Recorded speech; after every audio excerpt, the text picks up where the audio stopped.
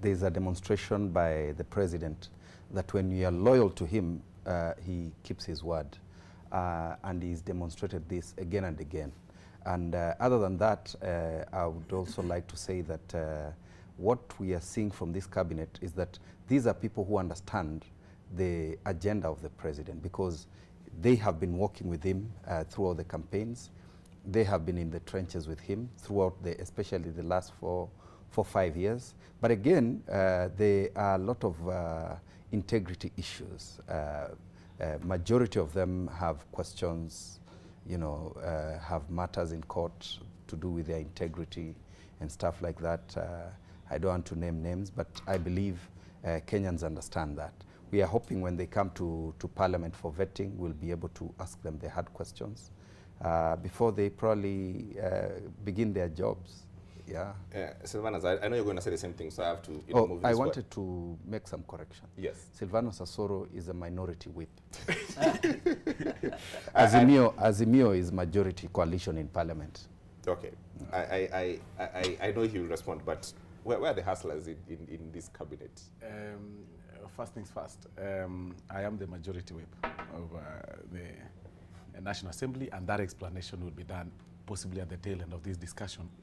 And I'm very happy that my colleague, Honorable Kibagendi, is proudly taking their role as the opposition or the minority, going by his sentiments today in regard to the appointments and stuff like that. But having said that, number one, generally, what you saw today in terms of appointments is, number one, a face of Kenya.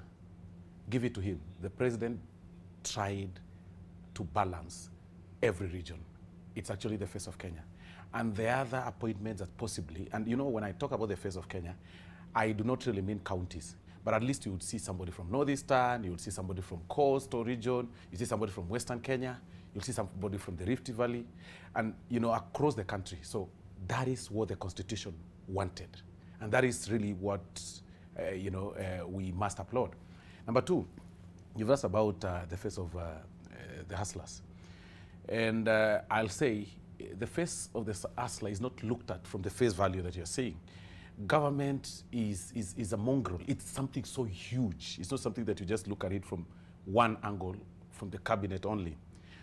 Hustlers, our description is that any person that has started from low, going up, really, that is a hustler. The president himself is a reformed hustler. He's a person that started from low and now he's president. What is a reformed hustler? This is the first time I'm hearing. Yes. He's a person that started from low. He's a son of a nobody. Yeah.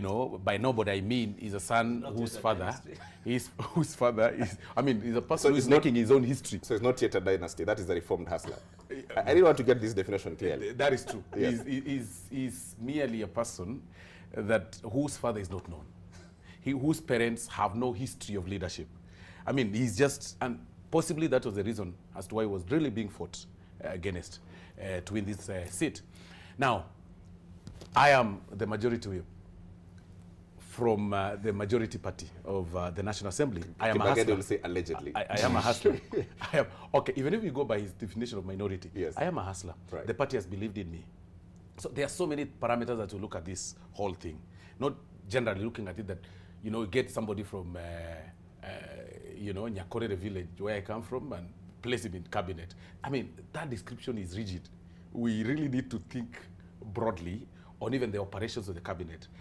What is the plan of this government about hustlers? Not just on, appointments and stuff like that. Okay. Exactly. So